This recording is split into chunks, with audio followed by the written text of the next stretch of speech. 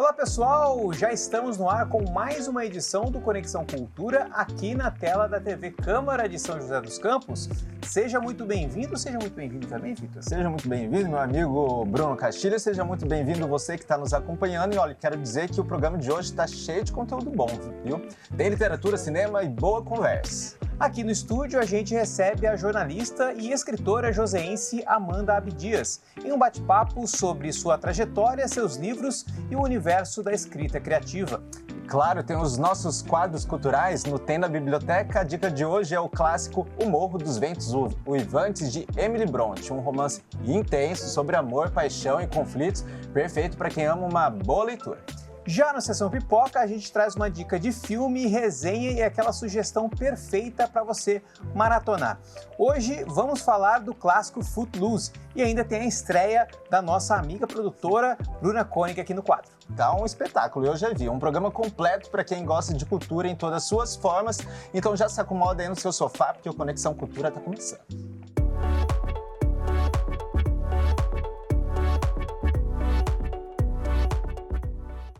Conexão Cultura começou, estamos com exibição simultânea pelo canal 12.3 da TV Aberta, pelo site da TV Câmara de São José dos Campos, no YouTube, @TV Câmara SJC. Você já sabe, né? A gente não precisa nem ficar repetindo toda hora. Pois é, dadas todas as informações necessárias, vamos agora chamar a nossa convidada. Recebemos aqui então a Amanda Abdias, que vai conversar com a gente sobre essa trajetória na literatura, seus livros e também o universo da escrita criativa. Seja muito bem-vinda, Amanda. Obrigada. Vamos falar sobre essa jornalista que decidiu se aventurar na escrita também. Olha só, jornalista. Então eu já quero começar fazendo uma pergunta. Jornalismo e literatura, onde que se encontra e onde se diferencia?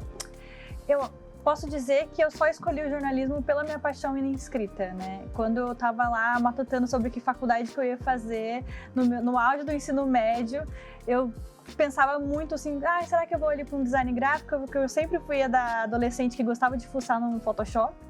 E só que daí, conversando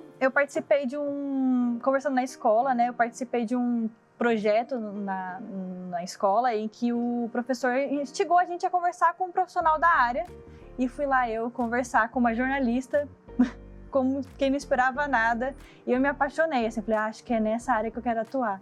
E aí, desde que eu me formei, eu trabalhei com produção de conteúdo, comunicação interna, né, para empresas, e escrevendo textos, assim, absurdos, às vezes, do Dia das Mães à lei, a LGPD, por exemplo. Então, a gente ia de tudo. Só que eu falei, cara, mas não é isso que eu quero escrever as minhas histórias. E eu fui uma adolescente fanfiqueira, né, então falei, nossa, acho que é o meu lugar conforto. E enfim, parei no jornalismo para começar a escrever e aí acabei me profissionalizando nisso e transformando isso em carreira, né?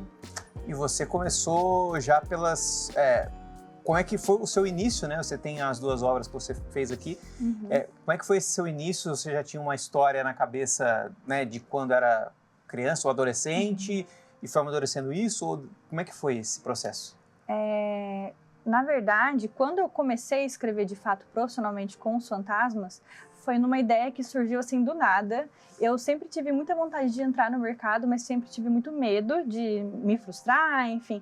E aí surgiu um concurso de contos para participar e uma amiga falou para mim, olha, tem esse concurso rolando, tem 15 dias para acabar, mas é a sua chance de escrever e de publicar só para você ter algo, né, para falar que você lançou um livro. E aí eu falei, quer saber? Vou. E aí eu tinha muito essa ideia de fazer algo bem brasileiro e algo que remetesse a alguma música. Foi quando eu escolhi uma música da Fresno, que chama Casa Assombrada, que fala muito sobre essa questão dos sentimentos serem fantasmas, né?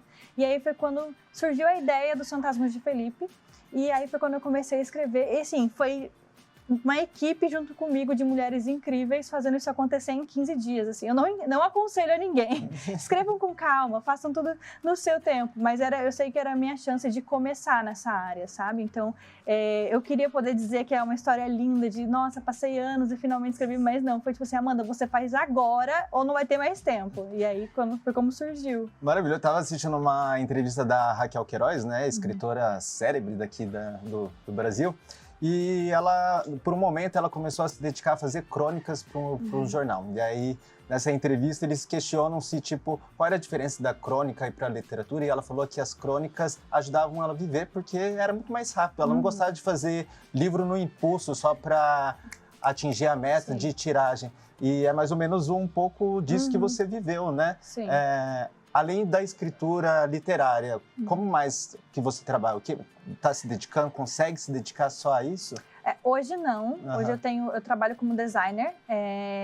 No ano passado eu decidi sair da comunicação interna para focar no meu sonho, mas ainda assim eu tenho esse pezinho no design, né? Que é uma coisa que veio sempre de mim. Só que eu trabalho hoje muito focado com design para o mercado editorial. Então eu trabalho com diagramação de livros, faço artes para as redes sociais de autores. Então trabalho também com algumas empresas, mas para mim é gratificante saber que ainda assim eu consigo me inserir nesse mercado de outras formas, né, em outras vertentes. Tá vivendo de livro.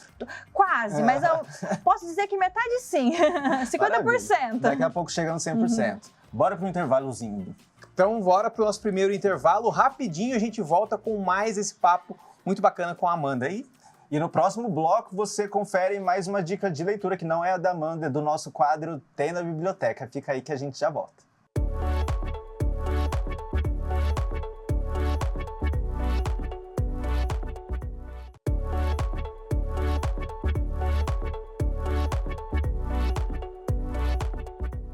De volta com o Conexão Cultura, a gente segue o papo com a Amanda Abdias, que é jornalista, escritora, designer, ela é tudo. Vamos saber mais sobre ela. Amanda, você fez alguns livros que foram um sucesso entre o público juvenil, principalmente Os Fantasmas de Felipe, né? E você, inclusive, foi convidada para fazer palestras em escolas aqui de São José. Você pode contar como que foi essa experiência? A ideia, quando surgiu o convite, era falar sobre os fantasmas da história, mas quando a gente tem esse contato com jovens, é tão interessante que a gente também trabalha esse incentivo neles, né? Eu lembro que quando eu fui fazer essa palestra, eu tinha a ideia de falar sobre como estruturar uma história. Eu falei, mas eu vou falar para eles que é possível, sabe? Eu quero que eles tenham noção de que é um sonho palpável, porque eu, Amanda, com 16 anos, não achava que era possível publicar um livro no Brasil, sabe? Sendo nova, não tendo nome no mercado, como que eu ia fazer uma editora me notar, mas a gente conheci, né, com os fantasmas um mercado independente, que é um mercado gigantesco. E então a ideia de levar para as palestras foi isso mesmo, de mostrar que é possível você publicar um livro independente, com bastante calma ali, mas ter a sua história publicada de alguma forma. Mas com esforço, né? Com um esforço. Não dá para romantizar, né? Porque, exato. É um processo, eu falo que ele é gostoso, é gratificante ver, principalmente quando a gente consegue bancar a impressão do físico, mas ainda assim é um processo cansativo, solitário. A gente faz tudo, né? Porque a gente escreve, a gente tem que trabalhar depois com a revisão, encontrar profissionais que façam isso, a gente tem que divulgar. E aí você tem um marketing ali extensivo de pelo menos 90 dias para poder fazer o seu livro acontecer também nas redes sociais, né? Então, e a gente que cuida de tudo isso, não tem quem cuide por nós. Então, é cansativo, mas é possível, só dá trabalho, mas é possível. E gratificante depois que sai, né? Exato, exato. Então foi legal levar isso nessas palestras para os jovens, sabe? Como uma possibilidade. Maravilha. E esse seu segundo livro, Entre Deuses e Ruínas, ele é uma continuação do primeiro, não? Não, eles são histórias independentes. Os Fantasmas é um conto mesmo, uma coisa mais curtinha. E ele é uma fantasia urbana, que se passa em São Paulo. E Entre Deuses e Ruínas é uma história fantástica mesmo, uma fantasia com aventura e tal. E é uma história que é uma duologia que, por enquanto, temos o primeiro livro. Em breve teremos o segundo. Então você já está trabalhando no outro... A ideia, sim, a intenção é lançar esse ano, mas porque como o Entre Deuses saiu em 2024, já deu ali um tempinho ideal para o segundo, então estamos trabalhando nisso. Amanda, lá fora é muito comum que diretores, roteiristas peguem livros e transformem em filmes, em séries. Aqui no Brasil a gente ainda não tem esse engajamento, né? Às vezes os roteiros são mais autorais, né? Para o cinema, de fato. Você tem vontade de escrever algo para transmídias que seja transformado em outro conteúdo? Sim, e eu acho que os fantasmas, eu não vou falar Entre Deuses, porque Entre Deuses é um orçamento muito alto, mas assim, pensando baixo ali num algo mais simples, os fantasmas de Felipe seria perfeito. É óbvio que dá vontade de reescrever ele como um roteiro, de fazer isso acontecer. E eu acho que o mercado brasileiro está começando a se abrir um pouco mais para essas produções literárias. A gente teve... Streaming, né? Oi? Em streaming, né? Sim, sim. E tivemos algumas produções que eram literárias, se transformaram em série, em filme. Tem um livro da Rai Tavares agora, recente, que vai ser transformado em série, está saindo já o elenco. E é uma autora que tive contato na Bienal, assim, então é muito legal ver alguém próximo conseguindo, conquistando, né, esse espaço de levar o seu livro para uma outra mídia. Mas então, você, quando escreve, já vai pensando nisso ou você não deixa muito contaminar, assim, não vou querer escrever pensando em né, como seria para não contaminar muito, ou você vai assim, puxa, essa cena seria legal, então eu vou escrever desse jeito para caso virar ter essa cena e já ser desse jeito, mais ou menos? Eu acho que é um pouco o inverso, assim. Quando eu tô escrevendo, isso não costuma passar na mente, mas tem umas cenas assim que na hora que a gente escreve, a gente fala, putz, seria tão legal ver isso aqui na TV, né? Ver atores interpretando essa cena e tal. Então eu acho que é esse movimento meio inverso, assim. A gente escreve, a gente fala, putz, seria tão legal, seria muito maneiro. Então tem algumas cenas que eu super veria, assim. Mas uma das coisas que eu fiz com os fantasmas foi de talvez conversar com uma pessoa para transformar em HQ, que também super funcionaria, assim. Ou em podcast, né? Também. Sim. Acho que seria uma imersão legal, né? Com bastante interpretação e tal, não só audiobook, não só falado, né? Então acho que também seria uma excelente proposta. Só para fazer uma correção, a gente já teve um momento aqui no Brasil em que os livros eram transformados em telenovelas, né? Mas a gente quer mais, não é mesmo, Amanda? Sim. E falando agora de outro livro que vai se transformar em filme, a terceira versão desse filme, chegou a hora da nossa dica de leitura no Tem na Biblioteca, e a gente está falando do quê? Do best-seller, desta vez é O Morro dos Ventos Uivantes, uma história sobre uma paixão avassaladora e obsessiva, um clássico em inglês que você confere agora no Tem na Biblioteca. Já assistiu, Amanda? Ainda não. Já leu? Já li. Muito agora bom, não é? Quero ver a nova versão. E vai ser boa também. Vamos conferir como que ficou.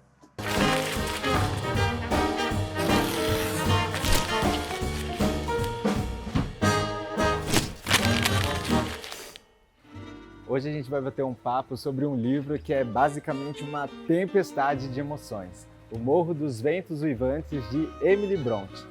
Lançado em 1847, esse livro aqui ainda dá o que falar. E o mais legal de tudo isso é que se você quiser ler ele de graça, pode vir porque ele tem na biblioteca. Ambientado nos campos desertos e ventosos de Yorkshire, na Inglaterra, no fim do século XVIII, o livro cria uma atmosfera perfeita para criar um clássico dos romances góticos. Cenários sombrios, fantasmagóricos, como mansões isoladas, moinhos abandonados, ruínas, tudo isso ajuda a contar sobre uma disputa por terras e amor, narrada por várias vozes. A história principal do livro fala sobre a chegada de Heathcliff à família Earnshaw. A família Earnshaw é composta pelo Sr. Earnshaw, que nunca teve seu primeiro nome revelado, e os seus dois filhos, Catherine e Hindley. Heathcliff ele cresce com Catherine e o que era apenas uma amizade acaba se tornando um amor avassalador. Mas é um amor avassalador cheio de ciúmes e dores constantes. Heathcliff não é um mocinho romântico típico. Ele é vingativo, cruel, marcado pela rejeição e pela sua origem humilde. Catherine, por outro lado, é dividida. Ela ama Heathcliff de um jeito selvagem, mas escolhe ficar com Edgar Linton, já que se casar com Heathcliff seria visto como uma degradação à sua família naquela época. Emily Brontë vai fundo nas construções humanas e a gente consegue perceber que é um livro sobre amor. Ela também consegue tocar em temas como preconceito de classe, mas o que eu acho mais interessante nesse livro é como ela consegue utilizar artifícios da natureza para descrever o caos interno que os personagens passam. Tudo isso acabou levando o livro a ser considerado chocante demais para quem estava lendo o livro naquela época e ele acabou sendo considerado imoral. Em uma passagem do periódico Graham's Magazine, publicada em julho de 1848, foi dito o seguinte: como o ser humano poderia ter escrito um livro como presente sem cometer suicídio antes de terminar uma dúzia de capítulos? É um mistério. É um composto de depravação vulgar e horrores não naturais. Nós estamos falando aqui do século XIX. A população inglesa ela passava por um forte crescimento no número de alfabetizados. Em 1833, mais de 10 anos antes da publicação de Morros, veio o Ato Educacional, que era um programa que beneficiava escolas que ensinassem leitura e escrita para as crianças. O mercado estava completamente aquecido e as diferenças conceituais entre produtos começaram a ser estipuladas. Basicamente, os editores, crítica e público, eles classificavam a literatura em 2 grandes segmentos. Existia a literatura séria e a literatura para mulheres. A literatura séria era o nosso equivalente hoje ao que a gente chama de filme cabeça, ou essas séries mais profundas, que falam de temas pertinentes, nos fazem refletir sobre a realidade, a sociedade. Enquanto isso, a literatura para mulheres era um mero passatempo, era dedicada apenas a entreter as moças entre um bordado e outro. É uma visão preconceituosa, evidentemente. Isso carregava um estigma para as autoras, né? O público ele funciona por meio de expectativa e as irmãs Brontë, elas espertamente resolveram adotar nomes fictícios e que eram propositalmente ambíguos. Elisbel, por exemplo, não é um nome exclusivo para homens e muito menos para mulheres. Em português até existem nomes assim, né? Como, por exemplo, Cris, Gabi, Duda, Ariel. São nomes que podem usar homens e mulheres. A intenção era que o público não soubesse se era escrito por um homem ou por uma mulher e comprasse a obra e a crítica avaliasse pelo seu conteúdo, não pela sua autoria. E no final das contas isso funcionou. Jane Eyre, obra publicada por uma de suas irmãs, foi aclamado pela crítica e pelo público, algo que não necessariamente aconteceu com o Morro dos Ventos Uivantes. Além de ser um marco na literatura gótica, o Morro dos Ventos Uivantes influenciou de tudo. Cinema, música e até debates sobre como aceitar personagens considerados difíceis demais nas literaturas. E aí, se você quer ler algo como O Morro dos Ventos Uivantes, quero te dizer que esse livro está disponível de graça para você aqui nas bibliotecas públicas de São José dos Campos. Esse não é um romance confortável, mas é impossível ficar indiferente diante de tudo que acontece. Até o próximo Tem na Biblioteca. Tchau, tchau!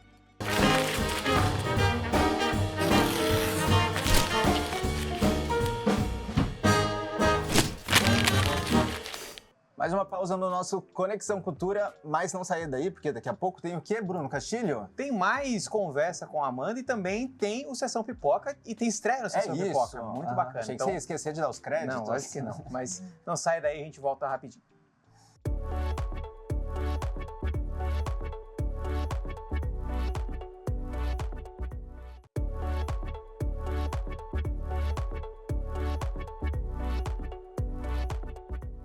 De volta com o nosso Conexão Cultura e chegou esse momento tão esperado, Bruna. Pois é, Vitor, eu sei que você gosta de filmes com muita música, dança. Eu adoro. Aquele clima marcante dos anos 80, certo? É isso aí, adoro. Pois é, então o filme de hoje aqui no Sessão Pipoca, a gente vai falar sobre um filme que tem tudo isso. Qual que é? é o Footloose. E muito bom. O Sessão Pipoca de hoje também marca a estreia da nossa querida amiga Bruna. Produtora também do Conexão Cultura. Exatamente. Ela faz tudo aqui. A Bruna Koenig, que traz todos os detalhes desse filme. Muito legal, muito bacana. Então, confere aí com a Bruna o Sessão Pipoca de hoje. Boa estreia, Bruna.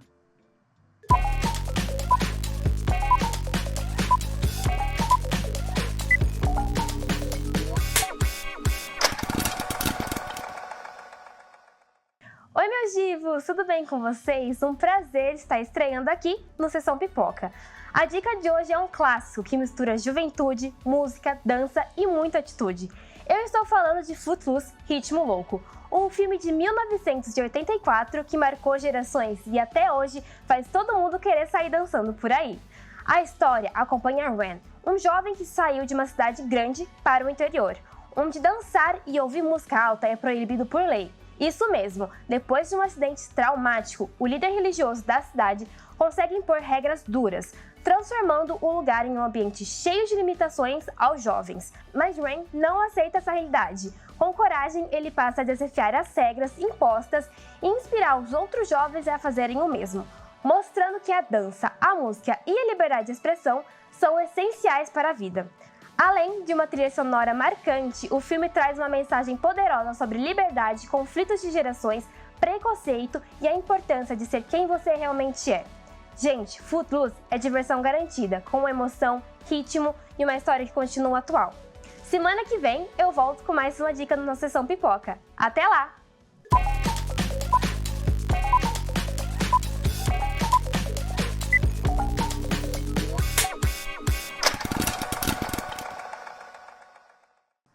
De volta então com Conexão, muito bacana a dica de filme de hoje. A gente volta um pouquinho mais com o papo com a Amanda Abdias, que é escritora, jornalista, enfim, tem 2 livros.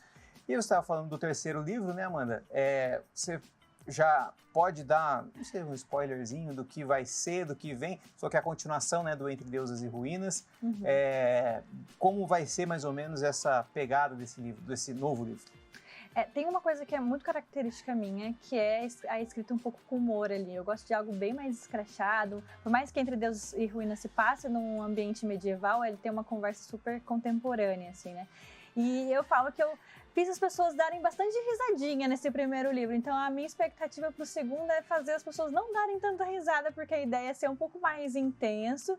É uma conclusão da história que começou com uma batalha ali mais densa, assim, então a intenção é que manter esse ritmo de algo mais um pouco mais sério, mais equilibrado, mais sóbrio, até por uma mudança da protagonista. Então acho que eu posso dizer é isso, assim, para essa conclusão de Entre Deuses e Ruínas. Esse livro não foi anunciado, por exemplo, na Bienal que você participou, né? Eu participei da Bienal com ele no ano passado, no Rio de Janeiro. Que a gente digo o novo que você quer lançar. Esse não, ainda não. Mas você pode contar sobre isso, como foi a experiência, não, por favor. Esse aqui foi incrível a experiência na Bienal. E na Bienal é sempre o auge ali da vida da autora, né, do autor, que a gente consegue mensurar o público e ter esse contato. É muito gostoso. Teve contato com alguém que você gostava, assim? E chegou ali perto? Muito! No ano retrasado, em São Paulo, eu tive a oportunidade de participar da Sala dos Autores, de estar na Sala dos Autores, então eu tava, tipo assim, tomando uma aguinha aqui com a Thalita Rebouças do meu lado, então era muito, muito, muito legal. A Bienal é isso, é a gente encontrar pessoas que leem as nossas histórias, mas também encontrar os nossos ídolos da vida, assim, né? E como é que foi pra você se enturmar? Você se enturmou? Ou você ficou na sua e ela que chegou? Eu fingi bastante naturalidade. Tipo, menina, você aqui, quem Somos diria? escritoras, de igual pra igual. Como você tá? Tá tudo bem? Mas teve alguns momentos, assim, ou outros, que eu não consegui disfarçar muito, não. Tem uma autora que eu gosto muito, que é a Fernanda Castro, e eu tava com o livro dela na minha bolsa, eu falei, Fernanda, eu não queria te atrapalhar aqui, mas posso pegar um autógrafo? Então, a gente tenta ali parecer natural, de ver aquela galera incrível, assim, tinha muita gente maneira lá, e poder desfrutar disso, né? Foi muito legal. E o público também, procurando suas obras, né? Sim, é muito gostoso a gente ver que as pessoas leem de fato, porque como eu sou uma autora independente, o meu contato é no digital, então os livros, eles saem majoritariamente em e-book. O físico é aquele último passo para quando tem dinheiro.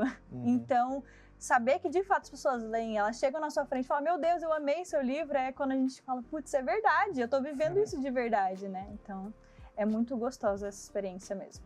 Maravilha. A gente vai encerrar o nosso papo. Tem que mandar os Fantasmas de Felipe pra galera da Fresno, tenho certeza que eles vão adorar. Eles estão toda hora aqui em São José dos Campos. Sim, rapidinho você consegue. Sim. E muito sucesso na sua jornada, Amanda. Obrigada mesmo. É isso, a gente agradece aqui a Amanda. Mais e mais sucesso, que o próximo livro saia o mais rápido possível. E volta aqui. Exatamente, volta para conversar sobre ele e que tenha também sucesso nos outros 3 e quem sabe, né, virar o seu novo Harry Potter aí, o novo Senhor dos Anéis. Chama a gente para premiere, por favor, Pode tá? E é isso, nosso programa de hoje termina aqui. Foi muito bom ter vocês aqui com a gente com esse papo e siga a gente na nossa página do YouTube, o @tvcâmara_sjc. Siga a gente também nas redes sociais, no Instagram, enfim, a gente está em tudo quanto é lugar. Siga a gente em todos os lugares, né? É isso. Menos na rua. É isso. A gente volta na semana que vem com mais Conexão Cultura. Valeu, tchau. Tchau, tchau.